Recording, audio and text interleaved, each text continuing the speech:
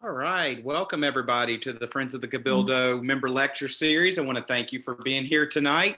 If this is your first time here, we welcome you. And if not, you've returned for either buying a ticket or you're a member. If you're not a member, you get all of these lectures. We're probably looking at about 40 a year now from the last 2 years combined. So we've been really doing these consistently. So I hope that you enjoy them, and we hope we'll see you at some of our upcoming lectures. Just a reminder: next week we will be taking off a Tuesday during Thanksgiving break, and then we have 3 more for the calendar year. On November 30th, we have the 14th Colony, the Forgotten Story of the Gulf South.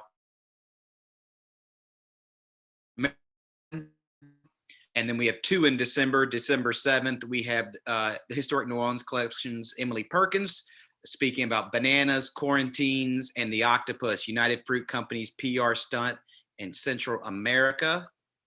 And then on December 14th, we have Brian Mitchell, who's going to be talking about his new book, Monumental, Oscar Dunn and His Radical Fight in Reconstruction, Louisiana. Let a couple more people in. We'd also like to point out we have, some in-person events coming up as well, where we're obviously reducing pretty much most of the numbers of the events. So we do limit them. So if you are planning on attending, we do mention that you get tickets ahead of time. On December 11th, we do have our symposium on the Haitian Revolution and its impact on New Orleans. We've got speakers from all around the country who will be presenting on Zoom. Full day of lectures. You'll get access to, if you can't make the whole day, you'll get access to all of the speakers afterwards, or if what you can during the daytime. That's Saturday, December 11th.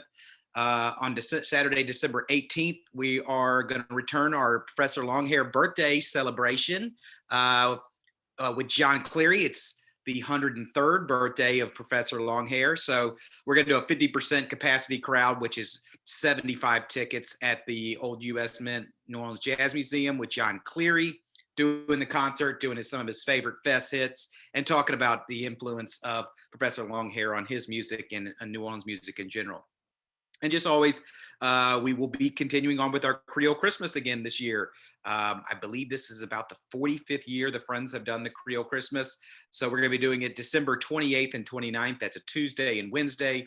We limit the number of tickets to 50 in the morning, 50 in the afternoon. So you never feel that you're in the houses and it's crowded or anything like that. So I hope that you take advantage of these these events. And we are sticking to all the standards that need to be kept in place for protocols in place.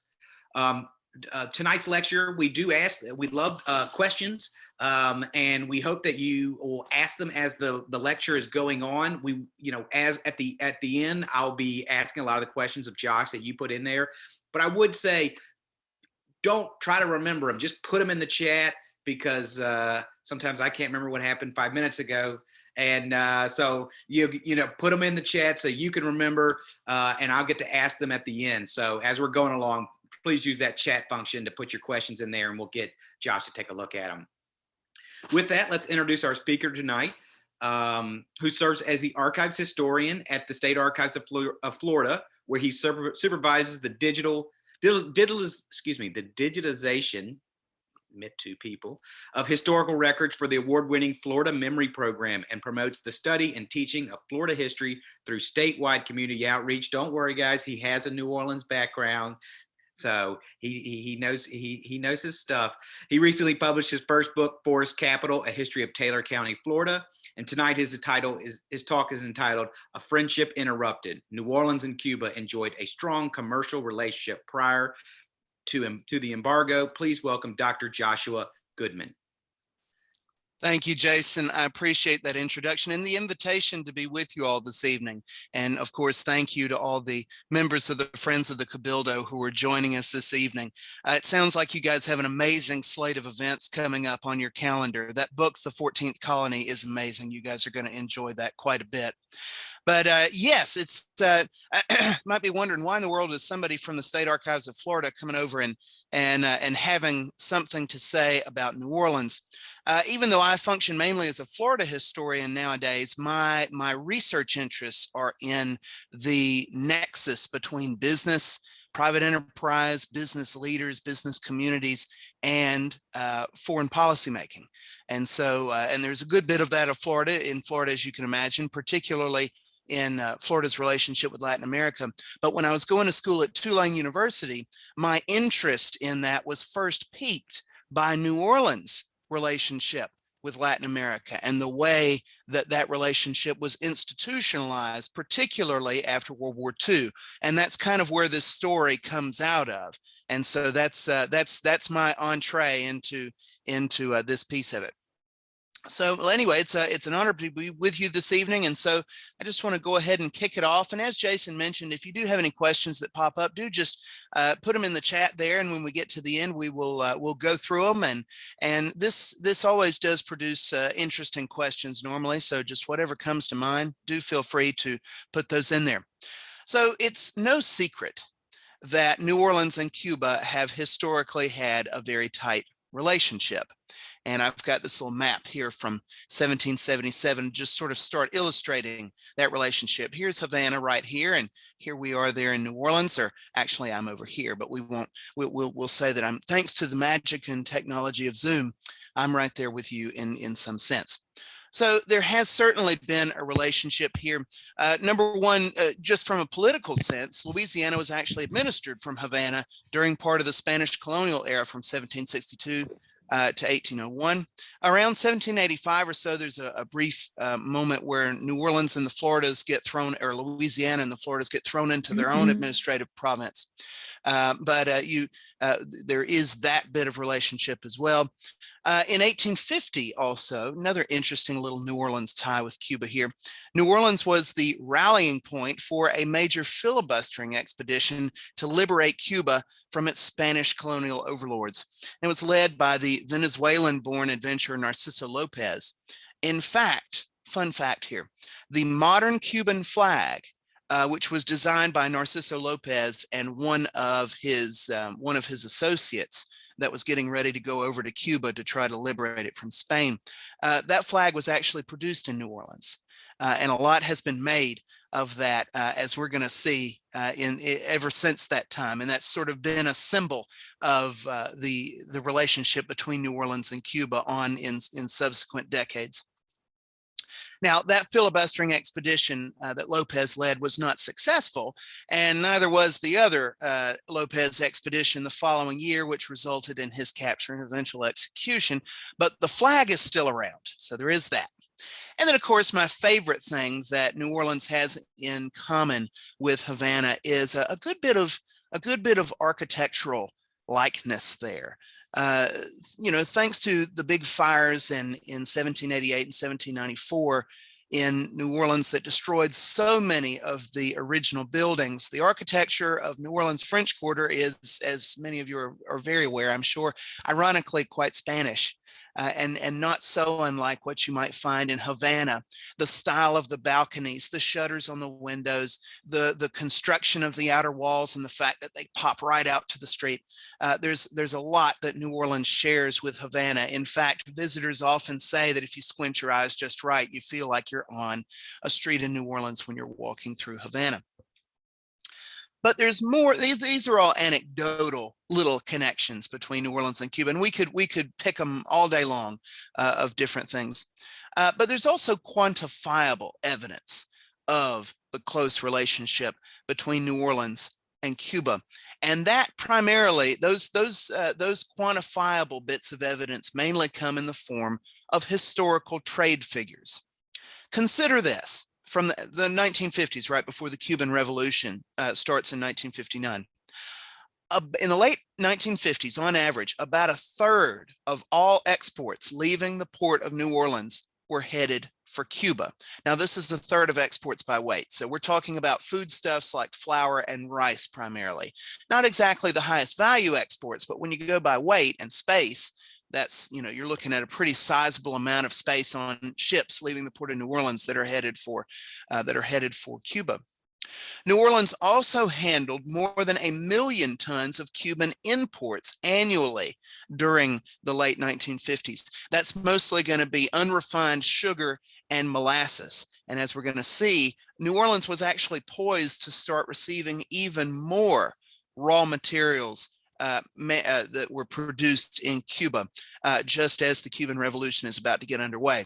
And then, of course, for folks tending the home fires, one of the biggest statistics that people really liked about this relationship is that the industries that were involved in this trade employed about 6,000 people. So it was not just good for the port, but good for manufacturers and importers and exporters and all kinds of different folks in the chain, the supply chain, all around South Louisiana.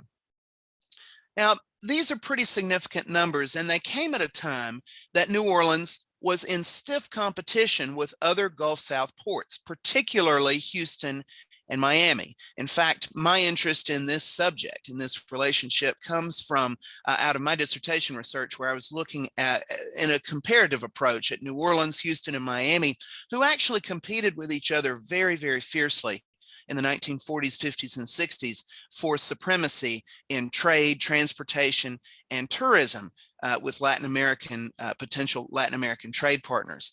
And so all of these numbers were incredibly vital. It was seen as a way of ensuring the survival of New Orleans as the preeminent port in the Gulf South at the middle of the 20th century. So this, of course, begs the question. When we get to 1959 and Castro goes to tiptoeing through the tulips out of the Sierra Madre, how did the New Orleans business community respond to the Cuban Revolution? Let's see. There we go. It must have been quite the conundrum, even without sort of going through the bits and pieces of that response. On the one hand, a lot of people were highly suspicious of the Castro regime in general from the beginning. It was not necessarily clear that he was a communist per se. However, we are talking about the Cold War at this moment. We're talking about a moment of ongoing instability in Central and South America that the United States was responding to in a number of ways, some more palatable than others. And so something like this introduced a lot of uncertainty into what had been a very lucrative trade relationship. And so there's that negative tension attached to this event.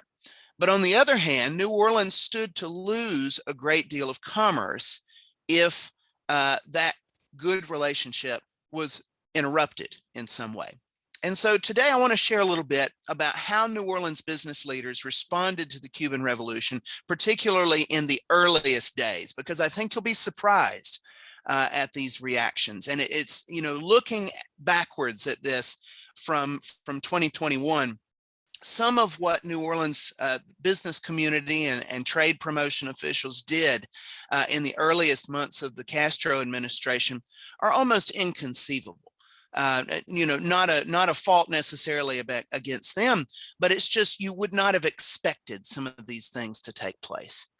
And so I think that in looking at this, it not only talks about how important New Orleans commercial ties with Cuba really were, not just monetarily, but in the grander scheme of thinking about New Orleans as a Pan-American space, pitching New Orleans as what its leaders like to call a gateway to the Americas or a gateway to Latin America.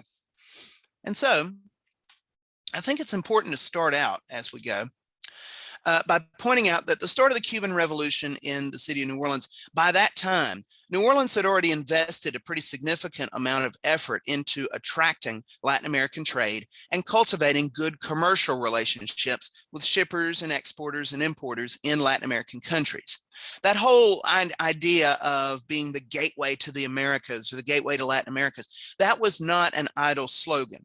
Local businesses and civic leaders invested quite literally millions of dollars into making the city into what Mayor Chet Morrison, de Lesseps story Morrison, into what he called an economic and cultural beachhead in the United States. Again, remember, this is all happening in the context of pretty stiff competition between New Orleans and other ports in the Gulf South.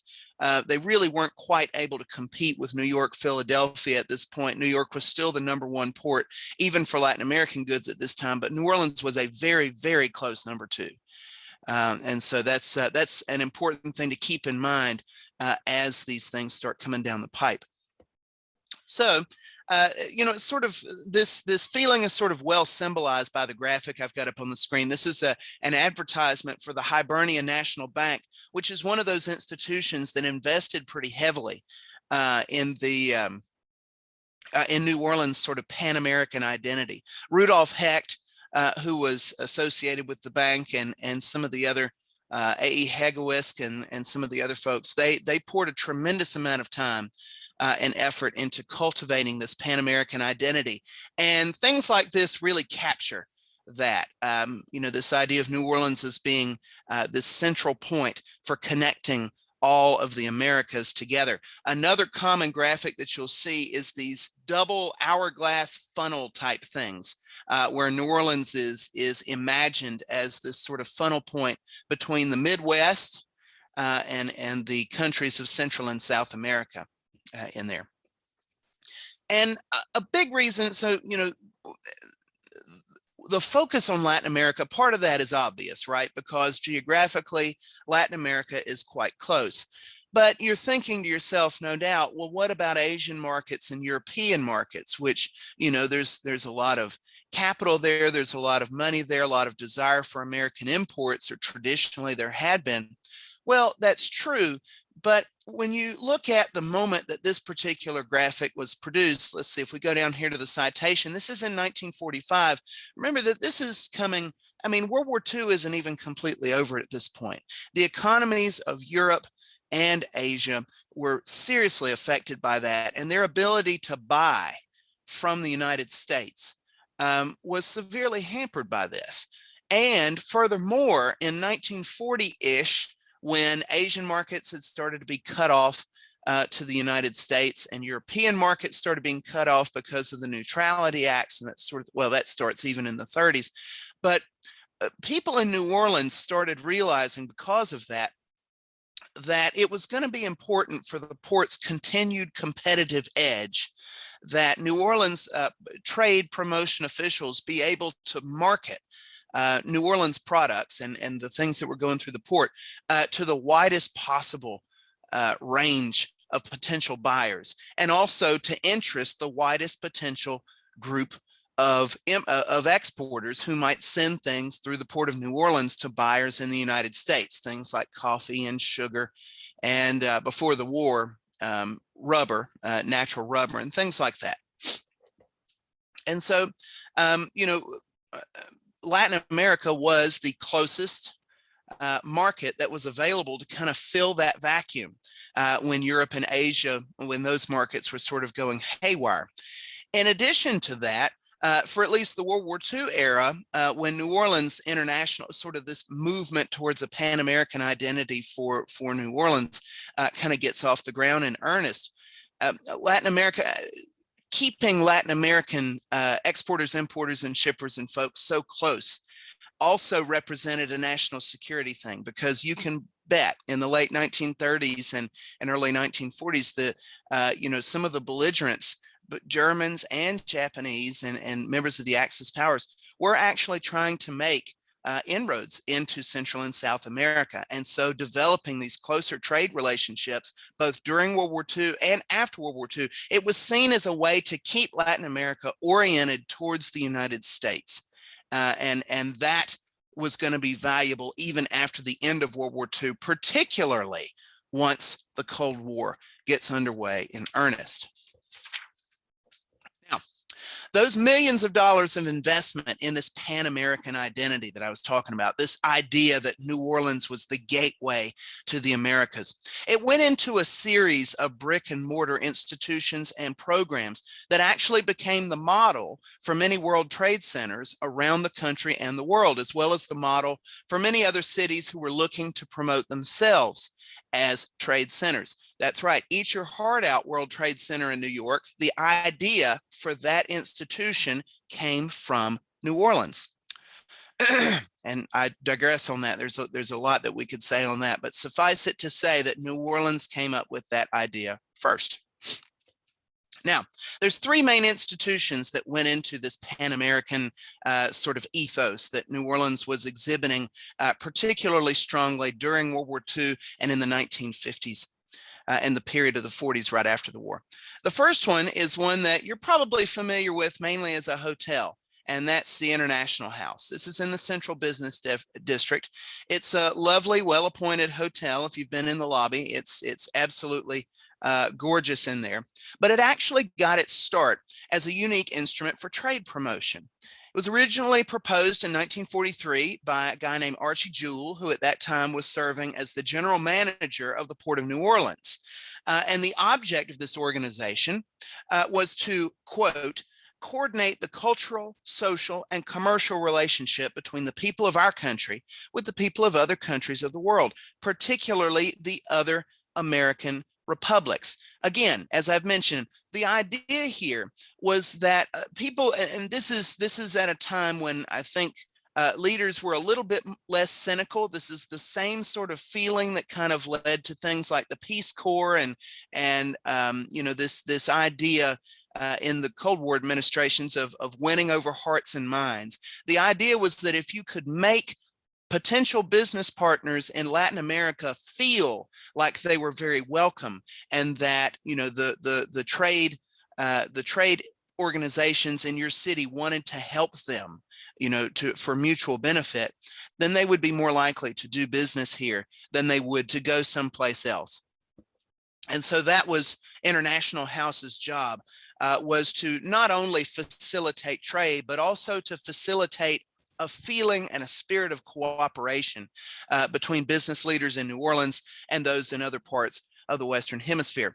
The slogan for this institution was actually written by Hale Boggs's wife, Lindy, and it's, quote, dedicated to world peace, trade, and understanding.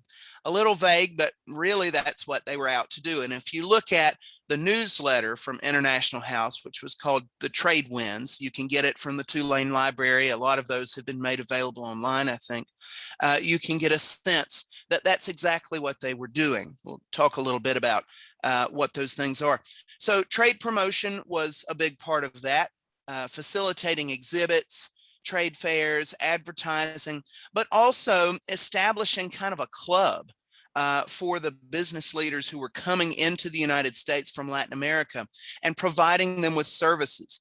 An exporter from Costa Rica who was coming into New Orleans looking for some buyers for coffee or whatever other products that he might be selling, he would have access to secretarial services, to people who could translate things for him, or run errands for him. They even found childcare for people who were coming into town and wanted to be sure that there was a Spanish-speaking nanny or something for their children. International House would do all kinds of things to make Latin American business leaders feel supported in the places where they were. And this was also a clearinghouse for trade information. So all the different statistics, and if you've ever tried to research trade statistics, it's a little unnerving. If you're just looking at statistics for the entire United States as a whole, that's fine. It's pretty easy to find those in the statistical abstract in the United States or in the historical statistics that's done periodically, like every 10 years or so. But trying to find them for particular ports, trading with particular, you know, foreign ports and that sort of thing, once you start getting into the nitty gritty, those statistics are a little harder to find. And yet that's exactly what visitors to New Orleans wanted to know. And so International House had a big part with that. Now, the second internet institution that was involved in this is the International Trade Mart. Now, you guys know the International Trade Mart, no doubt, as the Louisiana World Trade Center at the foot of Poydras Street, which I believe has now been turned into a hotel or something along those lines. Well, that institution did not start out as the World Trade Center. It started out being called the International Trade Mart, and it also did not start out in that location. It was elsewhere in the Central Business District in this building right here, which I think was also on Poydras Street, but don't quote me on that. So if International House was intended to increase trade through peace and understanding and facilitation, the Trade Mart was supposed to be the physical space where the actual trade would take place. And the idea for this institution, just as it is for other World Trade Centers around the world, was based on these European semi-permanent markets that would periodically have trade fairs. You ever notice that, like at a fairground, you have these permanent facilities for local trade fairs that are mostly specializing in local agricultural products and that sort of thing? Well, Europe had, in several European cities, they had similar things like this in Leipzig and Lyon, Brussels, Vienna, where manufacturers from all over the region, people would bring samples to these trade fairs, very similar to our state fairs that we have in Louisiana and Florida also. And buyers would come, take a look at the samples, maybe buy some samples, take them back, and then they would arrange big purchases at those things. The idea for this was to do that internationally for not just Latin American traders, but also for other folks from Europe or Asia or Africa who happen to be looking for a place to sell their goods or looking for a supply of something to buy from United States producers. The idea is essentially to bring buyers and sellers together to do business. And you're thinking to yourself, well, couldn't this be done through catalogs, or couldn't it just be done over the phone or something like that? Well, yes. And increasingly, advances in communication and transportation eventually made institutions like this superfluous. But in the 1940s and the 1950s, which were the heyday of the International Trade Mart, these spaces were incredibly important to developing good trade relationships between New Orleans and its trade partners around the world, particularly in Latin America. Now, the last piece of the puzzle in New Orleans, sort of what they like to call, in short, their international program, was the Mayor's Office of International Relations. And it was established and sustained by this dude right here, Chet Morrison, who was mayor of New Orleans. He's originally elected in 1946, and I think he's there up through 1961 when he gets called up to the big leagues to be a special ambassador for the Organization of American States under the Kennedy administration. And then Victor Skiro, one of his city council members, takes over in 1961. Now, practically all major U.S. cities, if you look, Tampa, particularly the ones that are in coastal regions, but not always. Tampa, Atlanta, New Orleans, Houston, Austin, San Francisco, they all have offices of international affairs of some sort. But in the 1940s, this was still not common at all. Not to say that people at City Hall weren't paying attention to foreign trade and what it was doing for the bottom line in their cities, because of course the cities benefit from that kind of movement of trade goods. But it was primarily the jobs of boards of trade and chambers of commerce who were handling all of this. But then Chet Morrison comes into the picture.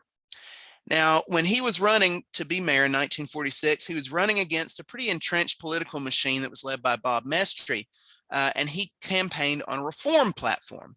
And part of his vision for a rejuvenated, active mayor's office was for the mayor to take an active role in promoting the city of New Orleans as a trade center. He said in one newspaper, I quote, "I consider the mayor of New Orleans to be the chief salesman for the city and its port." And he definitely lived this out, because as soon as he was elected, he actually toured. He went on a tour of several Latin American countries. And during that tour, he received a couple of foreign honors, and he invited a ton of foreign dignitaries to his inauguration. Now, a lot of people at the time thought that this was a waste of of expenses and things. Now, of course, he did a good bit of this traveling on his own dime, at least before he was in the office of mayor. But a lot of people, they couldn't quite grasp what exactly the point was here, besides, gathering a lot of accolades for himself. But the wisdom of this sort of municipal diplomacy began to show themselves pretty quickly after he was inaugurated. So when Chet Morrison was inaugurated in May of 1946, he actually had the mayor of Panama City, Panama, in attendance. A guy from the Nicaraguan executive cabinet named General Andres Murillo, Manuel Rodo, who was the governor of San Juan province of Costa Rica. He also had two foreign chiefs of protocol, one of whom awarded him another foreign honor of some sort from Nicaragua. That was Oscar Sevilla Sacasa, who did that. And then Garcia Galvez from Guatemala was also present there. And they rode in the inaugural parade. And it was very clear from, that this administration was going to be dedicated to fostering New Orleans Pan American identity.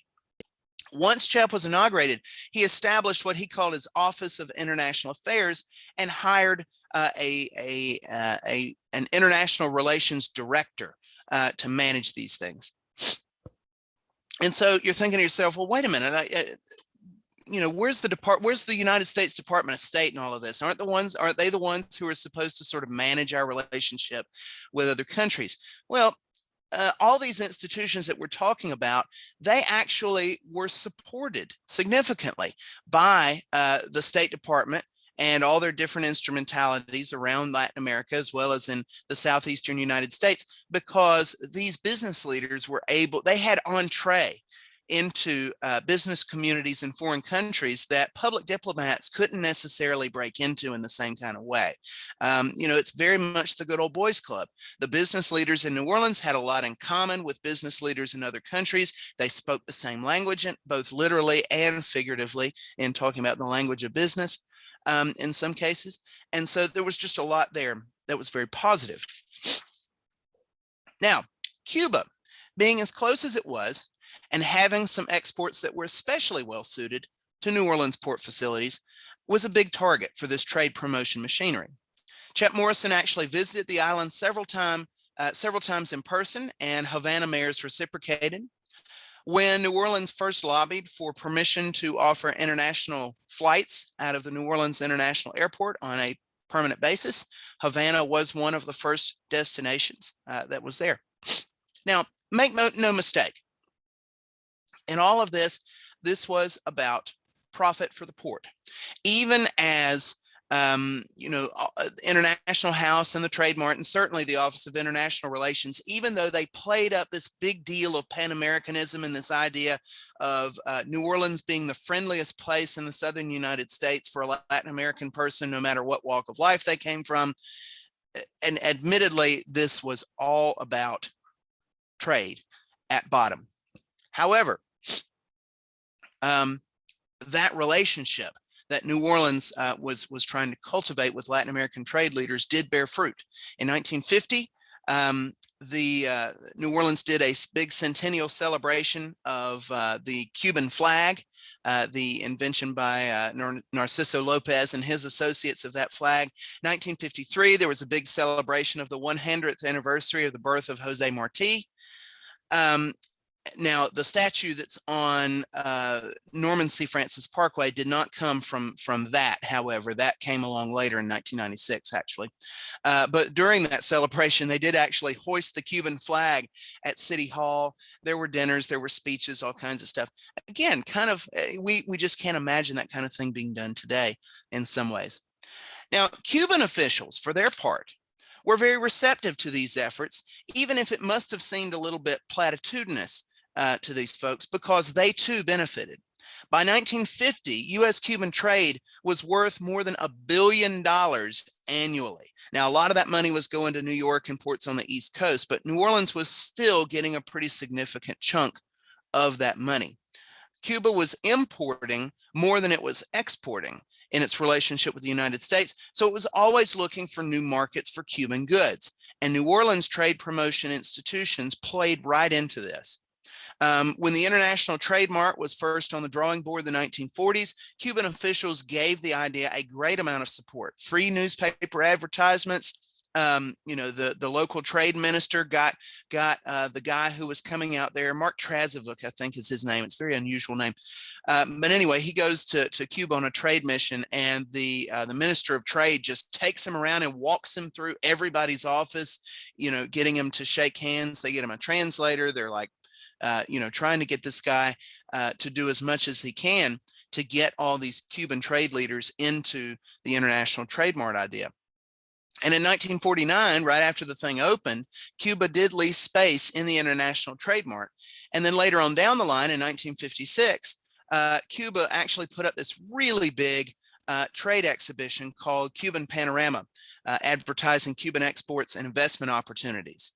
So, oh, look at there, island of opportunity right there. And so you can see, again, I'm very serious and literal when I say it's a good old boys club. A lot of gender related things we could unpack in this photo and these photos here. But essentially they paraded all kinds of potential trade partners through Cuban Panorama on TV, on radio, lots of speeches in trying to get investors and importers in the United States interested in Cuban products. Now, on the eve of the Cuban Revolution in 1959, commercial ties between South Louisiana and Cuba could hardly have been stronger. 7 of the 17 largest sugar companies in the U.S. had refineries in and around New Orleans, most of them processing at least some raw Cuban sugar. Domino's, one of them. That's the one that comes to mind right offhand. But yes, 7 of the 17 largest sugar companies. So lots of that. The Freeport Sulfur Company announced plans to build a factory about 10 miles southeast of New Orleans to refine nickel and cobalt ores that were being mined what's the name of that bay? I want to say Mauna Loa. That's Hawaiian. That's not it. Anyway, there's a bay in Cuba where there's particularly prominent deposits of cobalt and nickel ores. And so the company, the Freeport Sulfur Company, got contracts from the Batista regime to go in and mine that stuff. And they paid an export tax on it, and then they got to take it up to the plan was to get them taking it up to their factory near New Orleans. If the company had gotten what they wanted, I'm foreshadowing a little bit here, Louisiana would have become the largest producer of nickel in the entire United States, and it would have been the largest cobalt producer in the Western Hemisphere. So a lot of money was coming out of these sort of kumbaya, trade promotion relationships that were happening right now. But there were other things going on in the background that would interrupt all of this. Fulgencio Batista, who was president of Cuba, popularly elected from 1940 to 1944, and then who took over in a military coup and was in office or in power rather from 1952 to 1959, had a very repressive dictatorial government that suspended civil liberties and crushed sources of dissent.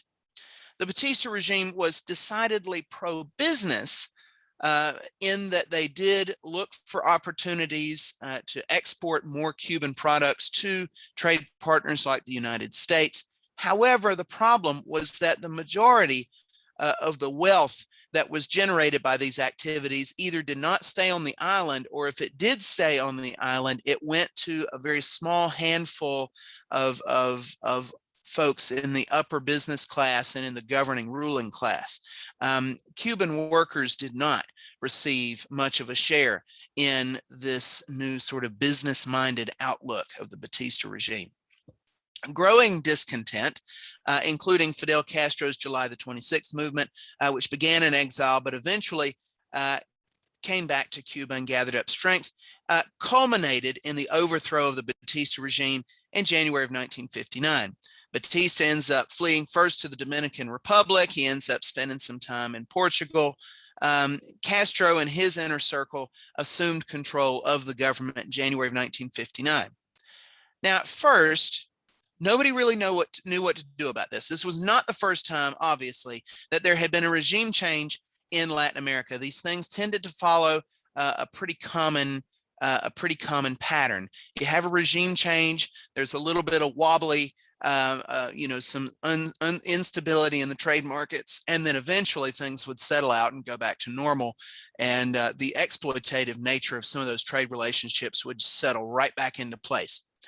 The Eisenhower administration in 59 and 60 even didn't know whether to classify Castro as a communist or not at first. Communists did flock to Castro's standard because they too hated the Batista regime, and they had a certain nationalism that went with that communist movement in Cuba. But to most observers, Castro was above all a Cuban nationalist. His political ideology was not all that clear in the early stages. As late as November 1959, as a matter of fact, CIA officials testified before the Senate that they did not believe that Castro was a communist. In New Orleans, the trade promotion institutions, and certainly Mayor Chet Morrison, were very anti-communist. In fact, those trade promotion institutions like the Trade Mart and everything, they would take on a very anti-communist bent. There's an organization called the Information Council of the Americas, INCA, that takes over in the 1960s in New Orleans, that it almost consumes the rest of the mission of the Trade Mart and International House, and to some extent even contributes to the decline of those institutions. But at this stage, it wasn't communism that New Orleans was most concerned about.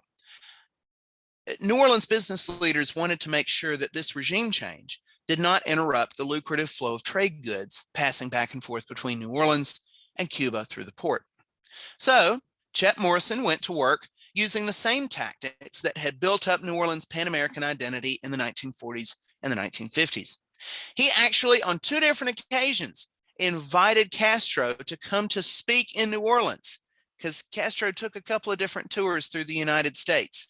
Was not especially well received in some quarters, but New Orleans was eager to roll out the welcome mat. Again, this may seem very hard to believe looking at it from 2021, but you got to understand, number one, the dude was not labeled specifically as a communist in 1959, not yet. There were fears that things could go that way, but it was not certain.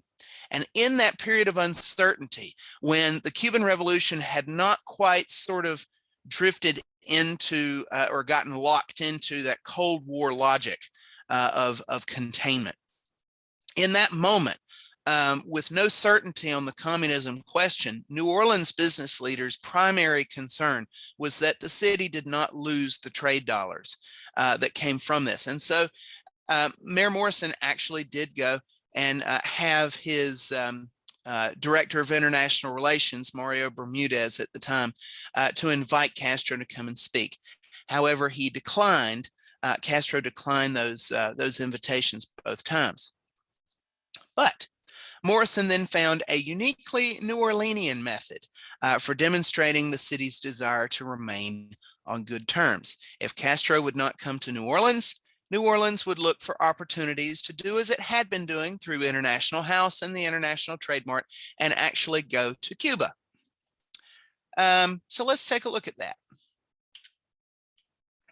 Carnival had not been held in Cuba for a number of years during the Batista regime because the government forbade large crowds to assemble. The idea was that if large crowds were to assemble, there would be many workers among them, many people who had a lot of axes to grind with government officials, and it might lead to riots. And so Carnival, which is, I mean, if you can imagine, Carnival being banned for such a reason in New Orleans, would have been terribly, received. Same thing in Cuba. There was a lot of pent-up demand for that important tradition in Cuba. And so when Castro took over, one of the first things that he planned, and I mean, we're talking about just a couple of months after the Castro regime takes over and gets settled in, they plan this thing called the Carnaval de la Libertad, or the Liberty Carnival or Freedom Carnival. And it went on for 5 weeks. So of course we're no stranger to month-long carnival celebrations in New Orleans, but Anyway, New Orleans saw this as an opportunity to not only sort of step in as a city that knows a thing or two about carnival celebrations, but this was also an opportunity to act out the city's desire to maintain its traditional trade relationships and its Pan-American identity. And so New Orleans actually sent, largely at government expense, with some additional money coming in from private sponsors and International House and the Trade Mart, a 152-member delegation to attend this event. There were 3 floats from that year's Rex Parade, including this one that you see over here on the right with the dragon. That was from the 1959 Rex Parade. 3 floats from the Rex Parade came over. 10 majorettes, 12 Shriners, 12 traditional street characters that you might expect to find on Bourbon Street in those days, like the Chimney Sweep, that was one, and the Blackberry Woman, that was another one. There were also jazz bands, including Roy Liberto and his orchestra from Famous Door. So the sights and sounds of this carnival incorporated a good bit of material from New Orleans carnival celebrations and was meant to symbolize that relationship. But the most symbolic part is this bit on the left right here. Let me tell you a little bit about who we've got here. So this dude right here's Chet Morrison. This is Chet Morrison right here. This guy, that's the mayor of New Orleans at that time. All right, the president of Cuba may be visible. I don't recognize him by face here, but Chet is up here on the reviewing stand that the president of Cuba, who is a figurehead at this point, the head of the party, the head of the movement, which was Fidel Castro, of course, he had the supreme political power in this government, but the Cuban government does have a president, and Manuel Urrutia. I hope I said that right. Anyway, he was the guy who was president this time, and so he's up there on the reviewing stand along with Chet Morrison. And this handsome dude here with his plume and his hat here is actually none other than future New Orleans Mayor Victor Skiro, and he's also a city council member at this time. And he's dressed up. You're wondering, why in the heck is he wearing this plume and this weird looking jacket? He actually rode in the carnival parade on horseback in the person in costumed as Narciso Lopez, reenacting the 1850 expedition into Cuba to liberate Cuba from the Spanish. So what he did was he actually brought this great big Cuban flag, and he goes up to the reviewing stand, and he hands this Cuban flag which is the same flag that that Lopez and his associates designed, and he hands it to Chet Morrison, who then turns around and hands it to the president of Cuba, Manuel Urrutia, and says, and I've actually got the quote here, just as Lopez brought the Cuban flag embroidered by ladies of New Orleans at the beginning of the 19th century on his liberating expedition to Cuba, so now symbolically, the people of New Orleans again present the Cuban flag to the Cuban people, celebrating the arrival of Castro as a liberating regime, just like Narciso Lopez. Again, from 2021, absolutely inconceivable. But you must understand sort of what was at stake here at the moment. This situation had not drifted into being, a Cold War calculus just yet. At this point, New Orleans was mostly concerned about losing that trade money. These actions embodied the hope of New Orleans business community that above all, whatever happened with the Castro regime, that the lucrative trade between New Orleans and Cuba would not stop. That was not, however, as we know, in the cards.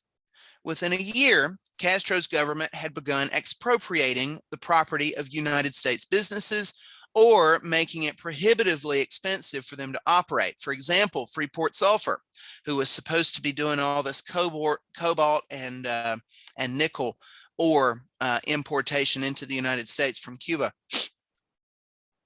They got hit with a 25% tax on ore exports. They had to pay a 25% tax on the value of all ore that they exported. And then, of course, comes the embargo, starting with the Eisenhower administration, and then it's codified into law during the Kennedy administration, that made it almost impossible to get any imports whatsoever from Cuba, and most exports were restricted as well. Now, New Orleans business leaders lamented this loss to the port's bottom line, but increasingly, they began to sort of change up their language. They pivoted pretty quickly away from the symbology of this participation in the Carnival de la Libertad, to thinking about the Cuban Revolution within the the context of the Cold War. By shutting out Cuba, the United States could starve the regime, essentially, not necessarily literally, but at least starve the regime of its power and its palatability to the Cuban people, and most importantly, stop the spread of communism to other Latin American countries. Now, fast forward a few decades to recently. An interesting thing has been happening over the past few years, the last couple of decades. The city of New Orleans, even in the midst of the ongoing embargo on trade between the United States and Cuba, that trade relationship is actually beginning to thaw a little bit. Starting in 2005, that's kind of the really big beginning of this. You can't really see that from the graph here, because actually prior to 2005, there were a couple of years there that had even more movement here. As you look at this, it may surprise you to learn that Louisiana has for years, 20 years or more, been exporting tens of millions or even hundreds of millions of dollars worth of exports to Cuba. And that's because there are certain products, even with the embargo, that are permitted by special license to be sent to Cuba. And these are primarily humanitarian goods, things like medicine and foodstuffs and things like that. Rice, peppers, and things like that have mainly come out of Louisiana, not to mention other states that ship through the port of New Orleans. In 2005, Kathleen Blanco, who was governor at the time, inked a deal with Cuba for the Cubans to purchase $15 million worth of those things, specifically from Louisiana. And I should mention here that these numbers on this chart here, this is all of the foreign trade through the port of New Orleans. These are not necessarily all Louisiana products. That's why it was such a big deal when Kathleen Blanco got this deal signed for the Cubans to buy $15 million in this stuff. And that has increased over time. Since 2010, for example, Louisiana poultry farmers have actually shipped more than 100,000 pounds of frozen chicken to Cuba. And back when I initially wrote this piece in 2017 for the Louisiana Cultural Vistas magazine, now called 64 Parishes, the total value of all of Louisiana's exports at that time came out to about $1.4 billion cumulatively over a period of about 20 years. So really a big moneymaker even now for New Orleans. In recent years, trade leaders in Louisiana, especially Governor John Bel Edwards, have called for trade restrictions to be eased even farther. And there was a lot of hope during the Obama administration that this would happen. There have been some setbacks in that over the past few years, and there hasn't been a lot of movement towards changing any of that in the last year. But there is hope among folks on both sides of the aisle, Democrats and Republicans, that trade restrictions will be eased for at least agricultural products, because U.S. farmers are always in need of additional markets for their products. And let's face it, the embargo has not necessarily done what exactly it was set out to do. It has in some ways, but if you sort of weigh things, it just, to a lot of people, it just doesn't look like it's that big of a deal to maybe let foodstuffs and a few other trade products go on in to Cuba. And just to give you an idea of how much this is playing out, this afternoon before we got on the call, I pulled the trade numbers for the Port of New Orleans, and pulled the numbers for trade between Louisiana and Cuba. And In 2020, now let's do this a couple of ways. In 2019, which is before some of the big restrictions went back into place, the value of that trade, the total value in US dollars of that trade between Louisiana and Cuba was $136.6 million. So pretty significant.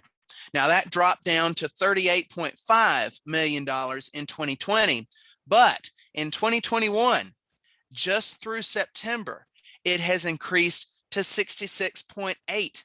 Just through September of 2021, this year, the value of exports, because as you can see from this, we are still not permitted to import anything from Cuba other than like paintings and some stuff like that, that doesn't even register a heartbeat on trade scales.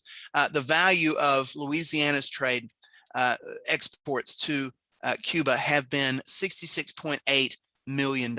So that number is back on the increase. So it just goes to show you that through a wide variety of challenges, New Orleans and Cuba have had a tremendous trade relationship that has been lucrative to folks on both sides. And it's something that even in the midst of great geopolitical uncertainty, when the Castro regime arrived on the scene in 1959, New Orleans was still willing to go to great lengths to demonstrate just how willing it was to maintain that relationship. And in looking at recent statistics, I believe that it is a relationship that we can expect to continue and grow in the future. And with that, I'm going to go ahead and open it up to questions. Thank you, Josh. That was fascinating. I'm always blown away about Cuba and Cuban history. It's just it really is a fascinating, and it's just got, there's so many dynamics to it. Do we have any questions from the crowd? I did want to ask a first question. Has it ever been calculated how much money has been lost because of the embargo?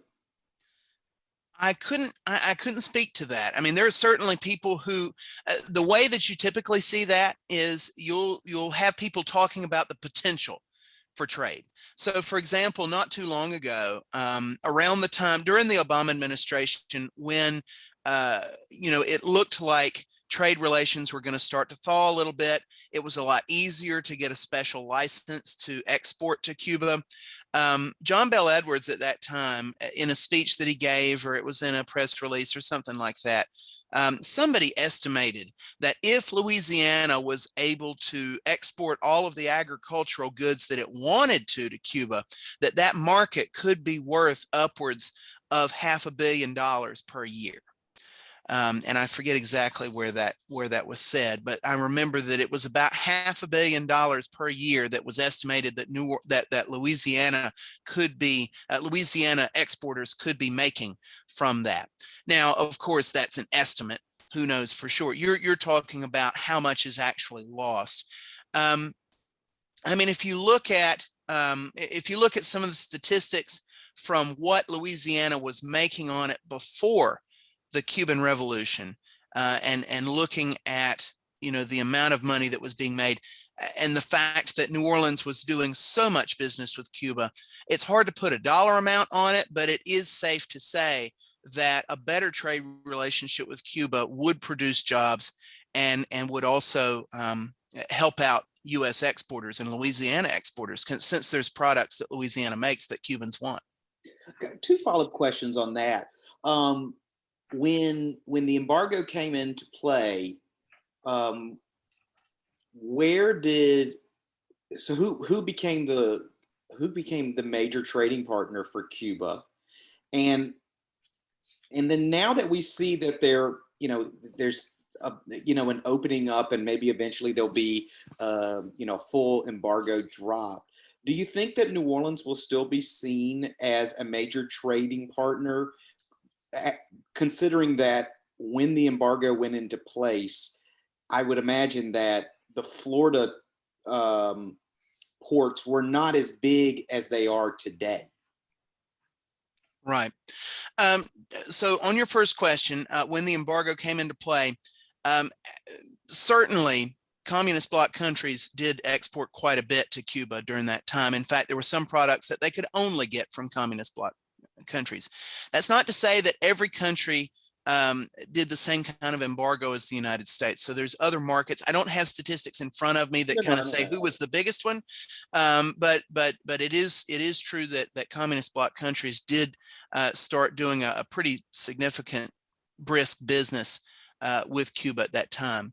And so, yeah, it left a vacuum. And that had to have been part of the calculus when first the Eisenhower and then the Kennedy administrations were thinking about, sort of giving Cuba the cold shoulder. They knew, because this happens anytime that you freeze out a country. If you freeze out a country from trade and from military protection and geopolitical security and other things, they will look in other places. That's just how it goes. And that's certainly what happened in this case. But in the total calculus of the Cold War, it almost looks like, the administration at that time essentially wrote Cuba off as saying, well, this is kind of the direction things are going in anyway. We just need to take a defensive position here and not worry about the fact that this is going to create a trade vacuum that communist bloc countries are likely to fill. So that's part one of answering this. But your second question is an interesting one.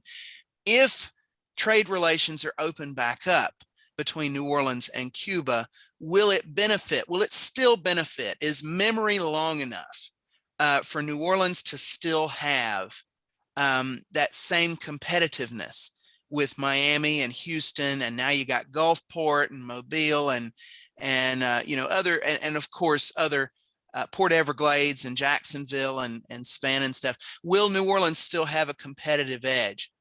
I can only speculate on that, of course, but based on just the anecdotal research I've done on this sort of thing, I would say that because of the Cuban Revolution and the Cuban diaspora that followed, there is such a natural link now between Cuba and Miami.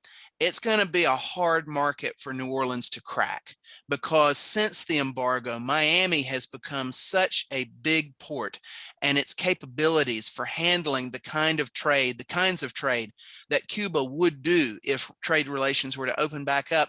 I look for Miami and Tampa to pick up much more of that business than New Orleans would. But again, that's completely speculative. I don't really have a firm way to know, but I'm just thinking about the forces that made New Orleans such a good trade partner before the Cuban Revolution.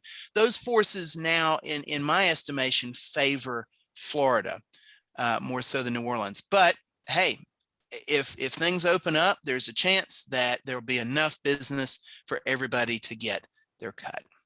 Yeah, and I think also Houston would be, a huge, obviously it helps that New Orleans sits kind of south of kind of an intersection of different areas and stuff like that. But Houston and the port of Houston in general is, all of those ports have just grown so much, and it's not that Port of New Orleans is not producing more. It's just that these other ones have grown as well. So it would be a fascinating thing to see, the gauge just come on, to be the spigot to be opened up, and then just see who's doing it and everything like that. I also find that the last thing I'll say is, and we got a couple people saying great presentation, and it was that the community leaders or elected officials traveling down there for these trade missions, and I know today they are not looked on as useful. People actually get more upset about hearing about them, and most of the time you end up hearing about them after they've come back from the trip, and then it ends up being just as bad as it was if you did announce you went on the trip. But I do think that unfortunately is a somewhat of a lost diplomacy tool that cities and states don't have, because just the negative connotation around business trips as politicians in general. And I wish there was a way we could work, a way where we could work where they, maybe some things are covered, basically that we would have some kind of rules about it, because I do think they are very useful tools that mayors and governors and can take advantage of those, especially in smaller countries where you have less people who are in control of things. Um, so seeing Vic Skiro there and Chet Morrison and everything, that can't hurt you. Right, and I agree with you that that there's a certain cynicism nowadays that seems to have rendered these strategies that New Orleans business community pursued in the 1940s and 50s with great success. There's a cynicism now that sort of renders them relatively ineffective. Not to say that there aren't still states and municipalities in addition to our federal diplomatic structure who are still doing these things, and with some effect.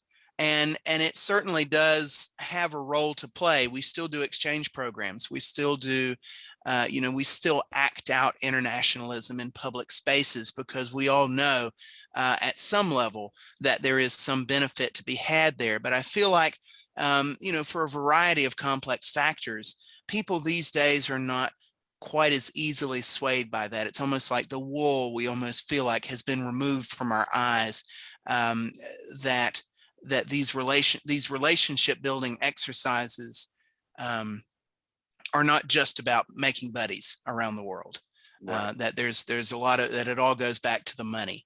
I think that is still sort of commanding a lot of people's opinions of these kinds of missions. Yeah. Social media probably doesn't help these days either. No. Yeah, you picture of somebody at a party in Havana or something like that. It's always not the Mhm. best way to be shown, Yeah. especially if you didn't announce that you were going in the first place. So, Josh, I want to thank you so much for a great talk. Really put up in the perspective of the port and New Orleans and the importance of Cuba. And hopefully, we'll see in the future, some more softening of these regulations, and we can talk about this some more in the future. So I want to thank you so much for doing this tonight. I want to thank our guest and our members of the Friends of the Cabildo for taking part. And I hope everybody has a great Thanksgiving next week. And we will see you on November 30th. So thank you so much, Josh, and everyone have a great night. Thank you for having me. Thank you, folks, for being here with me this evening. Thanks, Josh.